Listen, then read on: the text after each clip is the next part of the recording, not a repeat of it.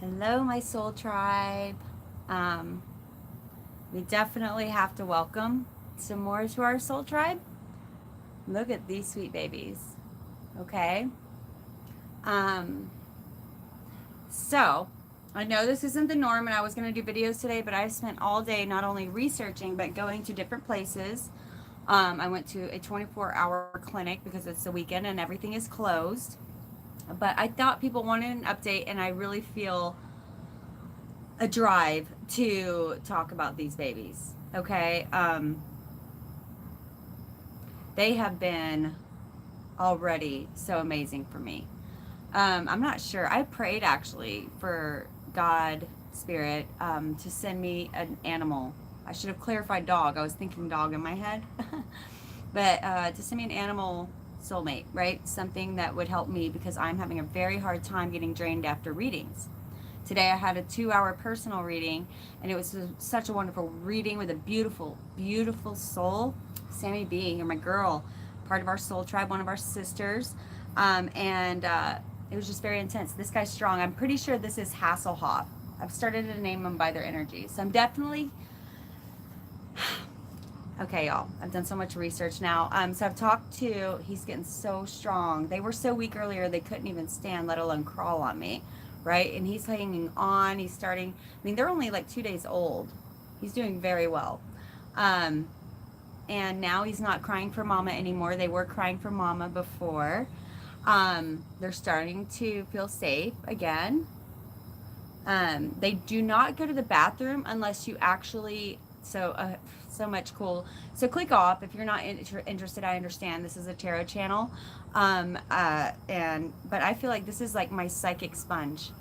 Seriously, like I cannot tell you, my uncle can tell you, I live with my uncle Jimbo, and he will tell you like how drained I am after readings. My eyes literally turn dark underneath, and it's unbelievable. And I'm still half in that world for quite a while after. That's part of the reason I charge so much. So for you guys, even if it's a 1 hour reading, you can multiply that times 3 when it comes to how much it takes out of me. So I can literally only do 2 readings a day tops. Tops. I mean, I don't BS people, I give a real reading. I held these guys and took care of these guys today, and I did so much research on how to care for them. Um, it's like the perfect. I'm keeping one for sure, 100%, maybe two, because but I'm definitely gonna have one as a pet. I think that they're actually better than most animals for pets. They only live 3 to 5 years max, so that's unfortunate and sad. But lots of people have kept them as pets, and I've been doing so much research. I have an awesome formula I've created. Um, and I want to talk a little bit about education of these guys because I just feel a very strong desire to think people that get opossums wrong. Um, I was even scared of them at first. I've nursed animals back to health, but never. They are a marsupial, so they're not a rodent. You can see my dogs around them, and they literally they may as well be smelling an alien. It's crazy. They're like, that doesn't smell like food. It's definitely something else though. They don't know what it is. And it doesn't smell like food to them. It doesn't smell like a rodent to them. They are not in the rat family. They're not in, I know so they do have like 52 teeth, up to 52, 50 to 52 teeth. I'm gonna put you back because you're gonna get cold. So they have very low body temperature, and they can't carry rabies usually. It's very rare if they can even contract it. There are other diseases that they can carry, but unless Mama was carrying one, I don't see that happening. I am going to take him to a wildlife specialist vet. I've talked to 2 wildlife specialists today who are actual wildlife rehabilitators. So people call them when they find a possum in the trash. Well, he's completely full. The nearest one after him is completely full, and he's 40 miles away. So I got on a phone call with both of them. They were wonderful. They educated me on how to take care of these sweet babies, and asked me if I'd be willing to nurse them back to health, and I am. My uncle also works as a landscaping person at an amazing ranch for battered women. And Mr. Raven is still waiting for you. I don't know what that means, crazy feather. But that sounds like a good name. This guy right here, I believe, is either, let me see if it's a girl or a guy. You can tell if they're forming pouches yet. So this one right here Looks like it might be a female. It's hard. Look how strong they're getting. So proud of them. All right, so I'm going to pull, he's already out, but I'm going to go and warm him back up. They have very low body temperatures. They have to stay in their little nest. Okay, so I'm pulling out a new one. I think that was Hasselhoff. So I've started to name their energies. Some of them are strong and some of them are weak. I have Hasselhoff. I have Einstein, who's really smart. I have Tardo Ricardo, who's... Hasselhoff's all brawn, no brains, you know. This one right here, though, he's feeling good. Yeah, this guy feels tough and hungry. So I'm going to see if one of them will eat and kind of give a little education on that.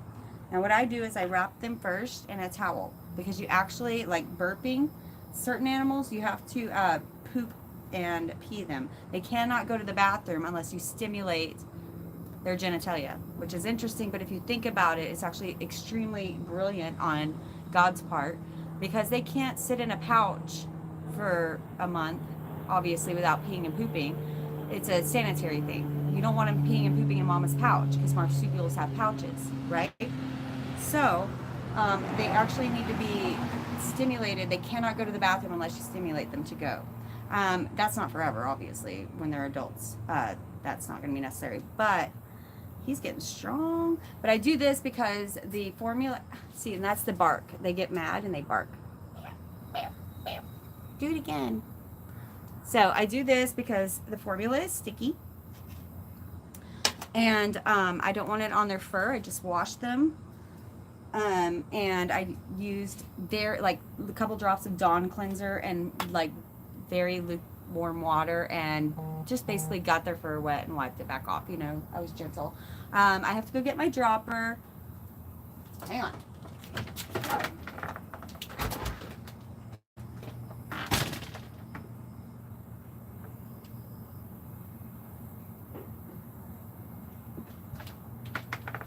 Okay. So, well, I lost some of them, but there's still two of y'all. I don't care. Well, somebody will get help out of this someday. Okay, so I'm going to hold it closer now.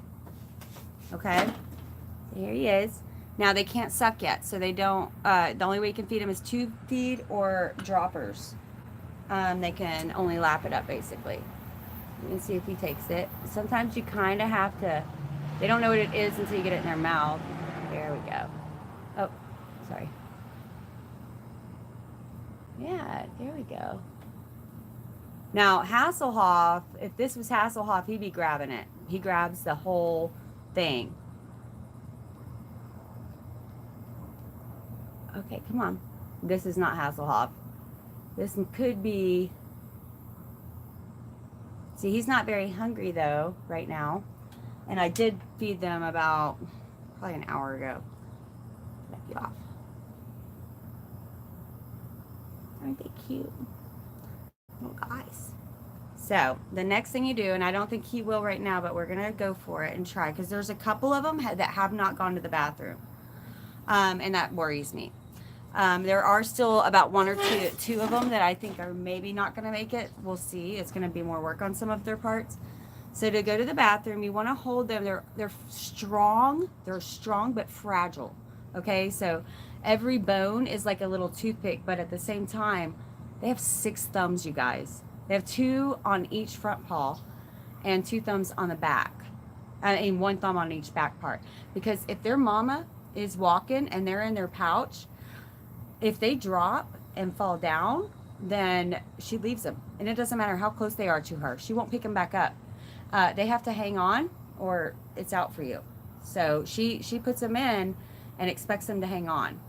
Pretty much, this little guy is 2 days old. That's amazing, right? So next thing we're gonna do is hopefully, if he'll go, we'll see. I have 2 that have not gone to the bathroom and a couple that have gone to the bathroom. So the next thing we're gonna do is try to make him go to the bathroom. So like I said, it's like burping. Like he has to do it or it's gonna hurt him if he doesn't. So I hold him firmly but not hard, right? I'm trying to keep him in place, okay? I hope y'all can see well enough. And what I'm going to do is just stimulate the genitalia. Okay, wait, let me see. I'm just going to go like this and see how he calms down immediately. And Yep, he's going pee-pee. So you can't see it there very well, but he's going pee-pee right now. And he cannot go until you do this. So that's some opossum care for you. See how chilled he is once you do that? It's like, oh, I just got burped. Their little tails. I'm in love. Oh, I know. So, these are my opossum friends. And they are sweet and loving. They may look frightening, but y'all, please don't be scared. Most of them only, like when people say, oh, a possum almost attacked me. I've never heard of anybody actually getting attacked, right? Almost is different because they're frightened, right? They're actually, the wildlife specialist said everybody thinks that they play possum, that they're a trickster, that they're pretending. They'll actually throw up on themselves and diarrhea. They're fainting. They are that meek and that sensitive and that kind. If you are someone who is an empath out there, this is actually a new thing, like possums as pets, especially for empaths and disabled children. They connect on some other level. It's amazing. I cannot tell you the difference after I got done with this reading, and I was so drained. And it was through no fault of her, don't get me wrong. It was a very 2-hour reading. It's very intense talking to guides on the other side. And my mind kind of tends to get confused about what side it's on, and I still keep hearing pretty detailed things. Now the frogs are talking. Beep, beep. So these little guys saved my life. And I literally just prayed about this.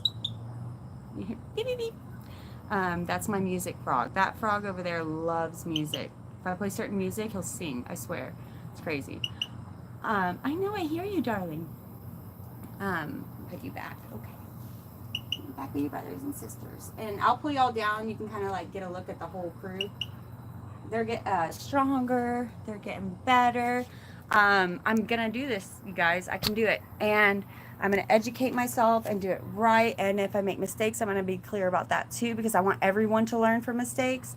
I'm right now giving them a diet of a formula that I made up of, and this is from advice for a beginner, but I'm going to do more research on it. Evaporated milk, honey, a little bit of honey to not only sweet. Everybody says corn syrup, but I feel like honey is a little bit more organic, which is, I know it's a possum, but it's a life, right? It's a spirit.